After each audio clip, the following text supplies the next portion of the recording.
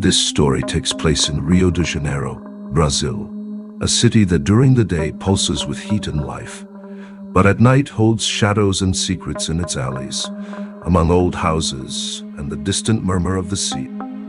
I am a carioca, raised in the downtown neighborhood with a quiet pride for my city and the people around me. Yet my nights have been tormented by dreams, or perhaps something worse. It all started with strange images in my sleep. My mother sitting in the kitchen looking at me, but suddenly her face changes, filling with fear. I am standing in front of her, seeing every detail of that expression, a mix of disbelief and terror. But instead of feeling empathy or wanting to help, I feel pleasure. Something cold, dark inside me feeds off her anguish. I wake up drenched in sweat, with guilt clinging to my skin like humidity. What the hell is this? I try to ignore it, but every time I close my eyes, she's there again. Or rather, I am. Is it possible that a part of me actually feels this way? I ask myself, but the answers shrink in the shadow of my room. The following night, it's my sister who appears in my dreams. My younger sister, whom I have always protected. In the dream, she's at our old school, lost, trying to find her way out. And I am there too. But instead of helping, I follow her, like a predator cornering its prey. The corridors are dark, but I can hear her rapid breathing. The terror in her eyes when she sees me is unbearable. But in the dream, it fills me with a sadistic satisfaction. I wake up, and the guilt burns even deeper. The weight of what I feel is as if I'm on the verge of a terrible revelation about myself. It's just a dream, I tell myself. Just a dream. But the guilt is real, the anxiety real. Oh God, I mutter in a desperate reflex. Days pass, but the nightmares don't stop. I start to fear sleep. I wonder if maybe Donna Nair's food, from the old lady who blesses on the next street, has some spell on it. But no, she is just a simple lady, selling Brazilian food and blessings to tourists. Still, doubts gnaw at me. Has someone cast a spell on me? Is this a punishment? A kind of spiritual retribution? But what sin could I have committed to deserve this? I reach a point where I avoid my mother, my sister, and my friends. What if the nightmares are a reflection of who I truly am? As the days go by, fragments of the dream start appearing in reality. Little repetitions, déjà vus, a smell, a sound. Simple things, but they make me tremble. Am I mixing dreams with reality? Or is it something worse? One Sunday, I am at home, exhausted. I close my eyes just to rest my body. But as soon as I begin to drift off, I hear footsteps in the hall. It's my mother. In an instant, the kitchen dream floods back. I see myself, watching her frightened expression, and that repulsive feeling crawls out of me, consuming any trace of affection. I know what will happen next, but I am awake. Awake. I open my eyes suddenly, and my mother is standing there, in the exact same spot as in the dream, her gaze fixed on me. But something is wrong. She looks at me with the same fear, the fear I felt in my dream. What did you do? Her voice comes out weak, almost a whisper. I didn't do anything, Mom, I just... She steps back, and suddenly, I understand. She sees something in me, something that shouldn't be there, and I feel it too. Something dark and incomprehensible, more real than ever. Now I know I can't ignore this any longer. I need answers. I need to understand if the nightmares are just a repressed part of me coming to the surface, or if there is something truly malevolent crawling inside me. I rush to the bathroom mirror. I stare at my reflection, but what I see terrifies me. The shadow of my face, the sadistic glint in the eyes staring back at me. That reflection isn't me, or maybe it is. This can't be happening, I murmur to the mirror, trying to convince myself, trying to strip away that dark gaze. But deep down, I know this has already gone beyond any rational explanation. The following nights are even worse. My mother begins to avoid me at home. The people around me seem to notice something, or maybe it's just my paranoia taking over. On the last night, before I consider running from it all, I have one last dream, and in it, I am alone in a cemetery at the edge of the city, at an open grave. I hear voices in the distance, familiar ones, but they call to me with fear and sorrow. I try to wake up, but I am trapped. I close my eyes in the dream, and when I open them, I am still there, still feeling the cold earth. I try to move, but my body is heavy, my arms unresponsive, and I understand this isn't a dream. The horror is unbearable, and then, as if an invisible blade severs my last link to sanity, I decide it's better to end this myself, not because I'm being pursued, not because I fear some supernatural being, but because I can no longer trust myself. I am afraid of myself, afraid of what I can do. There's no light left to follow, no hope to cling to, only the faint, bittersweet melody of memories slipping away. And yet, even in this crushing despair, I find a strange, somber peace. If this is the end, then let it be on my terms, a quiet surrender, a whispered farewell to a world I can no longer belong to.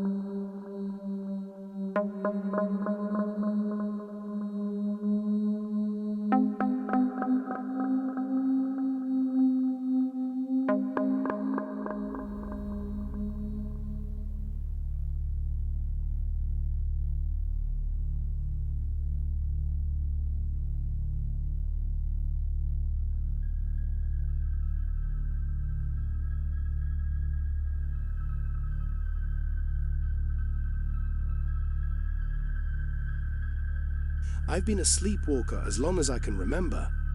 Ever since childhood, my mother would find me wandering the house, sometimes standing barefoot in the backyard, shivering as if I was searching for something. She'd say I seemed to hear voices, far off, voices that weren't there, but I never remembered any of it the next morning. As a teenager, the episodes became rare, and I thought they'd finally stopped. But after I moved to Edinburg, they returned. Edinburg, a city that breathes history, full of narrow alleys and ancient passageways, like it carries secrets within its stones. I came here for a fresh start, but I'm starting to feel like this city has its own heartbeat, like a dark pulse that calls to me. Nearly every night, I wake up at the same time, 3 in the morning. Always in the same spot, the kitchen, standing in front of the old clock on the wall, a clock I brought with me from my grandfather's house. I just stand there, staring at the hands, feeling something trickling between my fingers, though my hand is empty. The clock ticks, and for some reason, I feel a chill every time the second hand reaches 12. At first, I thought it was just the old sleepwalking, harmless, just a disorder. But then, one night, I started noticing signs. Muddy marks on the carpet, like I'd been walking outside. Wet boots by the door, even though I remember taking them off before going to bed. It was as if the city itself was leaving a mark on me, even while I was unconscious. It's just sleepwalking, I told myself. I tried to ignore it, but there was this feeling, like an invisible threat, something I was missing. So I decided to record myself, see what I did at night. The first recording shook me to my core. I was moving around the kitchen, talking to myself, but the words were incoherent, low murmurs, almost whispered. I seemed focused on the clock, as if it were telling me a secret. And then, suddenly, the camera fell to the ground with a muffled thud. I just stood there, unmoving.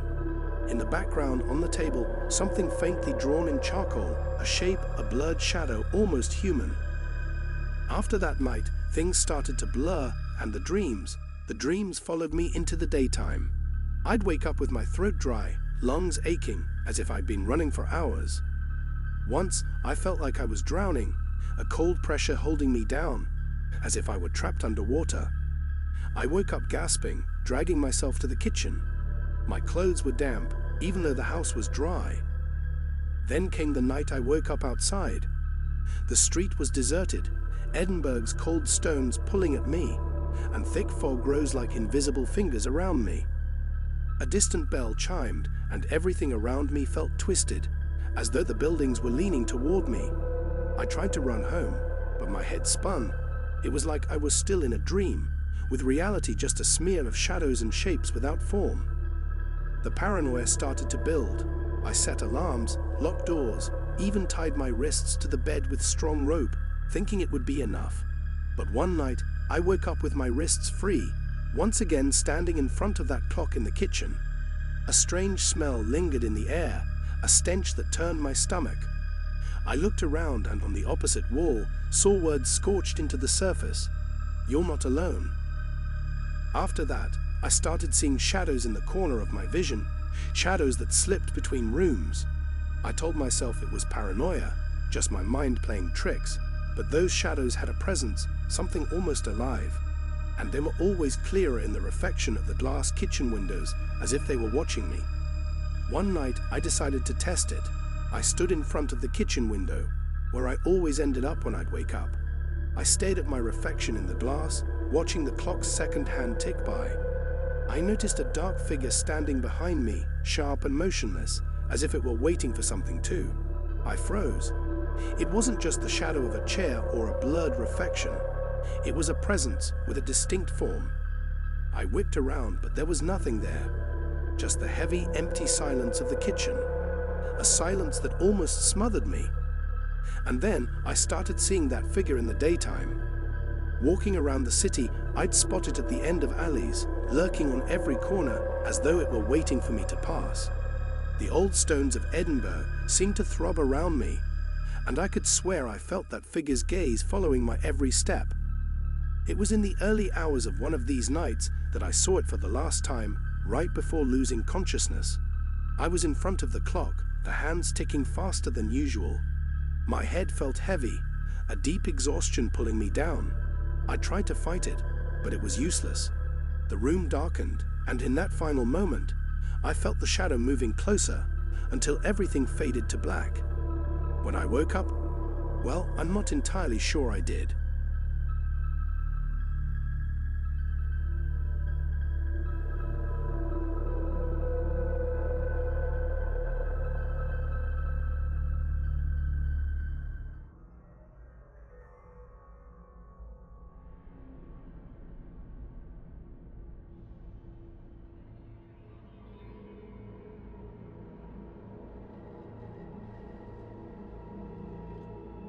When I came here to Black Hollow Creek, I thought I'd finally find peace. You know, the kind of peace that only comes in an isolated house in the countryside, away from the city's hum and the weight of daily life. Just the sound of the wind through the trees and the rustling of leaves at night. At first, I found it beautiful, soothing even. But there's a curious thing about silence, something I discovered here. Over time, it begins to weigh on the ears, you know. At night, when all sounds fade, the mind is left alone with the shadows. And that's when my nightmares started blending with reality. On the first night, the dream seemed ordinary. I was standing by the creek that cuts through the woods behind the house. A thick mist rose over the water, hiding the reflection of the night sky. I could feel the cold, damp air clinging to my skin. Suddenly, a sound like laughter, but muffled strange, came from somewhere in the fog. I took a step back, and the ground felt like it was giving way. It was as if I were being swallowed. The cold became unbearable, the air thin. And then, before everything went dark, a voice whispered something I couldn't understand. I woke up drenched in cold sweat, the room plunged into absolute darkness, my heart racing.